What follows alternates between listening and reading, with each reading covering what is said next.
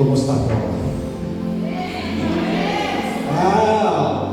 And the Lord God deserves ang pinapakasipang palakpak. So, the Lord for this opportunity and inhatag this araw. When Doc Ma'am messaged me, can you please for a 30-minute message? 30 minutes. I just don't know. But anyways, it's time for us to rejoice in the Lord. For this is the day that the Lord has made. Amen. Nagtuon ba tayo na ako ang pag-worship? Gidawat sa Ginoo. And it's good, no? But this time, it's the time of God to speak to all of us. Nagtuon ba tayo na Diyos na nag-insahe para ni mo? Then ang question we have, are you ready? Handap ka na ba? Kamutan ka ba na yung tapat? Handap ka na ba?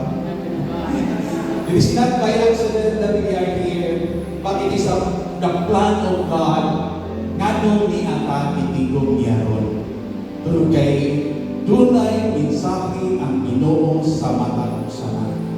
Although the Word of God is generic, but the Holy Spirit will speak specifically dihaan nimo kung kay doon na siya ginagdam para niyo. You will do that. Kaya palapagan natin ang Ginoo. Pangayuwa sa Ginoo that what you need today, yan yan. Hallelujah. Our Father, we give you praise, we give you glory for this time, and we give you para na makapamangin sa mga pulo. Lord God, I am not worthy, but it is not me that speak, but you, to the power of the Holy Spirit. Buhatan Diyos, ang gusto niyo buhaton nato sa mga usa. Makitsuri ka Ginoo nato sa mga usa. For we know that you have a message for each one of us here. Thank you, Holy Spirit, sa revelation. Ang tulong mo, Diyos, pagkasulod nato sa mga kasing-kasing. And I pray, God, that all hearts that are here are empty for you to feel this time. The good side of the story. Because oftentimes, kung may bagyo, dahil nga mo ako, makuyawan. Diba? Isa may natasin natin na niyaging bagyo na nagubang ang balay, na yung mga dami sa inyong property. Because oftentimes, when there are storms, grabe kina siya dito. Daghang kadaot, makahatag o kaguol, makahatag o kabalaka. Tumusay ng tago sa Ginoo. Kaya ang kaguol, naman daghang sa mga propiedad na mga wala sa bagyo. Now, this time, there are also storms that comes into our lives. Not only that's the physical, but also in the spiritual. Oftentimes, makita nato ang kadaot na mahimo sa storm sa tuwang kinatuloy. But this time, we will focus on the good side of the storm. What are the good sides? Here, storm can come either a person is walking according to the will of God or not. So ang storm walang ibili.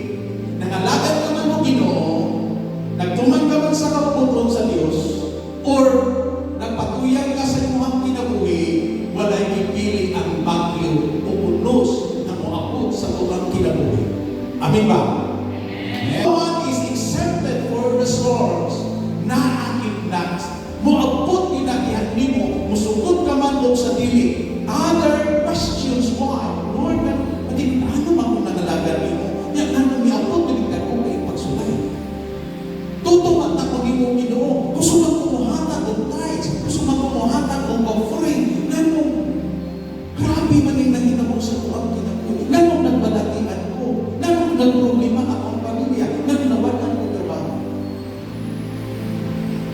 Everything happens for a reason. Yun ay gusto ipaabot ng Diyos namin na nung iyanin itutunan. Because our trust will be developed kung masin natin nakapili mga iyong kahitang sa mga kinabuhi. It reminds us that there are many things beyond human ability. Doon ay daghang mga butang na dili na ito kontrolado.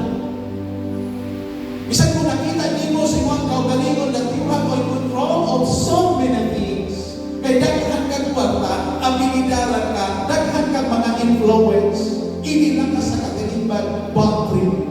reminded, dili tanan kontrolado nimo. Nagmulon sa man ang imong kahimtang. Kung sa man na sitwasyon nga naa ka, doon na magkay problema, doon na magkay panginahanglan. You are nag-believe Jesus. Amen. Palapakan natin si Jesus. Hallelujah. Sometimes, ka-rely lang ta, o rely ta sa mga tao. Diba? Nakakay kinahanglan, nakakay problema, you are thinking of someone na pwedeng makatawang mo. Yeah, the Lord is made, Lord is appointment, na hindi siya makahilang. Ano ba? Every one of us has his own limitation. But God, in Jesus, walay limitasyon diha sa Ginoo. There is nothing impossible in Jesus. If you believe in that, He deserves sa pinakamasipang palakpak nito. He never forsake us, nor leave us.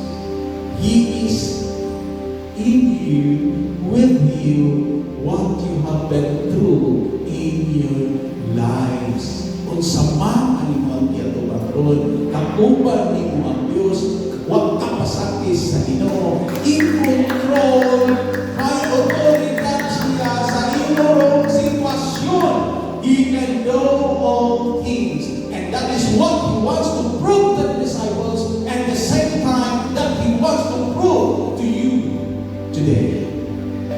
Don't be afraid. Trust in the Lord. Ayaw ka balangka. Ayaw ka hati. Because Jesus is in control sa mountain. Psalm 46 verse 10. Be still and know that I am God. Pasalbi na buhaton sa Diyos ang gusto niyang buhaton diyain. Paabot na lang.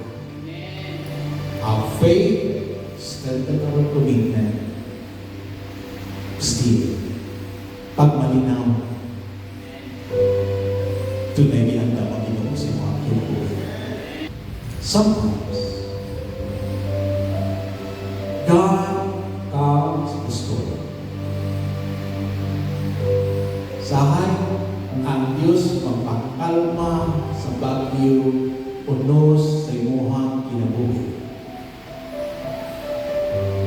Pero sahay, nagpadayon ang problema, nagpadayon ang bagyo unos. What God will do? He leads the storm, reaps, and calms His child.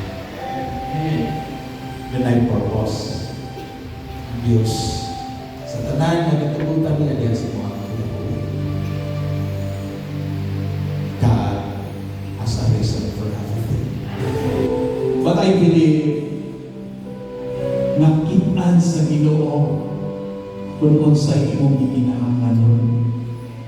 Nakita sa Dios kung unsay sitwasyon nimo. Kay balo ka ba?